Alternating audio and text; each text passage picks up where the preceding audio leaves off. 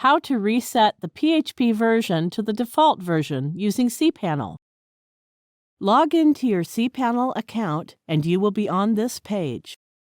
Scroll down to the Software section and click Multi-PHP Manager. It is better to set the PHP version in this Multi-PHP Manager interface than to set it manually.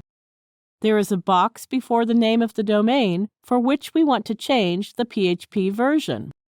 Click to check the box. If you can't locate the particular domain, you can use the search bar and find the domain by typing its name. Now click to open the drop-down list of PHP versions and select the option Inherit.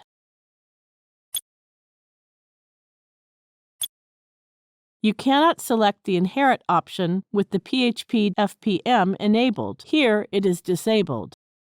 Now click the Apply button. That's it. We have successfully reset the PHP version to the default version for the selected domain. Thank you for watching.